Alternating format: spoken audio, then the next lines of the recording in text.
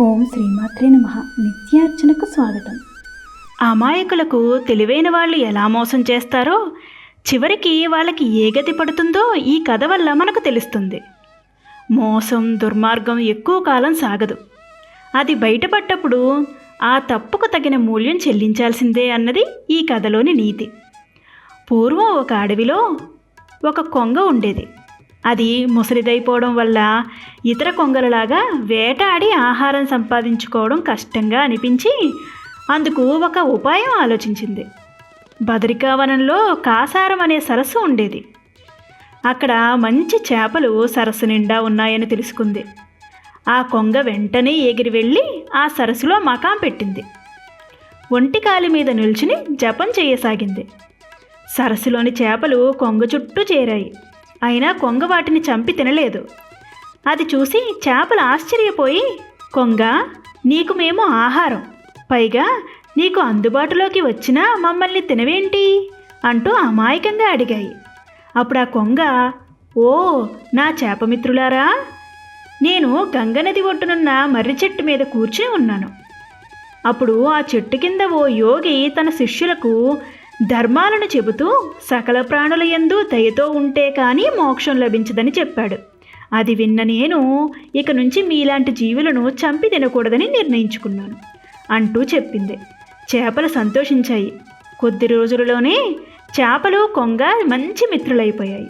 ఒకరోజు ఉదయం చేపలు నీటిపైకి వచ్చేసరికి కొంగ ఏడుస్తూ కనిపించింది. మిత్రమా, ఎందుకు ఏడుస్తున్నావు అంటూ అడిగాయి చేపలు. ఏం చెప్పను మిత్రులారా, ఇప్పుడే చేపలు పట్టేవాళ్ళు ఇటువైపు వచ్చారు. వాళ్ళు ఈ సరస్సులో చాలా చేపలున్నాయి, త్వరలో వచ్చి ఈ నీళ్ళన్నీ తోడేసి చేపలు పట్టుకుందామని అనుకోవడం విన్నాను అని బాధగా చెప్పింది కొంగ. కొంగ మాటలకు చేపలు భయంతో పిక్క చచ్చిపోయాయి. ఇప్పుడెలా అని చేపలు మనసులో బాధపడసాగాయి. కొద్ది రోజుల్లోనే మనం మంచి మిత్రులయ్యాం. త్వరలో మీరంతా చేపల వాళ్ళ చేతికి దొరికి మరణిస్తారని తలుచుకుంటేనే నా మనసు ఏదోలా అయిపోతుంది అంటూ కొంగ దొంగ కన్నీరు కార్చింది. కొంగ మాటలకు చేపలన్నీ మరింత బెదిరిపోయి ఏడ్చాయి. కొంగ మిత్రమా, మమ్మల్ని ఈ ఆపద నుండి నువ్వే కాపాడాలి అంది ఓ చేప. అయ్యో, నేను ముసలి కొంగని, మిమ్మల్ని ఎలా రక్షిస్తాను? అయినా ప్రయత్నిస్తాను. ఇక్కడికి దగ్గరలో ఉన్న ఓ కొండలలో నాకు తెలిసిన సరస్సు ఒకటి ఉంది. ప్రతిరోజు ఉదయం సాయంత్రం మీలో ఇద్దరి చొప్పున ముక్కున కరుచుకుని ఆ సరస్సులో వదిలేసి వస్తాను అన్నది. చేపలన్నీ ఆనందంతో తలలూపాయి. ఆ రోజు నుంచి కొంగ ప్రతిరోజు ఉదయం సాయంత్రం రెండు చేపలని ముక్కున కరుచుకుని వెళ్ళి కొంతసేపటి తరువాత ఖాళీ నోటుతో తిరిగొచ్చి తీసుకెళ్లిన చేపలన్నీ క్షేమంగా మరో సరస్సులో వదిలివచ్చానని చెప్పేది. కొద్ది రోజులు గడిచిపోయాయి. చెరువులో చేపలు సగం పైగా ఖాళీ అయిపోయాయి. అదే సరస్సులో ఎండ్రకాయ ఒకటి ఉండేది. దానికి కొంగ చేపలకు చేస్తున్నది మేలు కాదు కీడు అన్న అనుమానం వచ్చింది. ఆ విషయం చేపలకు చెప్పి మర్నాడు తను కూడా వెళతానంది. అవి సరే అన్నాయి. ఒకరోజు, కొంగమిత్రమా, ఈరోజు నా వంతు, నన్ను తీసుకెళ్ళు అన్నది. ఆహా, రోజు ఈ చేపలను తిని తిని నా నోరు చప్పబడిపోయింది. ఈరోజు ఈ ఎండ్రకాయతో విందు భోజనం చేసుకుంటాను అనుకుని సరే అంది కొంగ. ఎండ్రకాయను నోటికి కరుచుకుంది. కొంగమిత్రమా, నన్ను ముక్కును కరుచుకుంటే నా కొండే నీ కళ్ళలో దిగబడే ప్రమాదం ఉంది. అందుకని నీ మెడను కరుచుకుని పట్టుకుంటాను అంది ఎండ్రకాయ. కొంగ ఇది ఒకందుకు మంచిదే అనుకుని సరే అంది.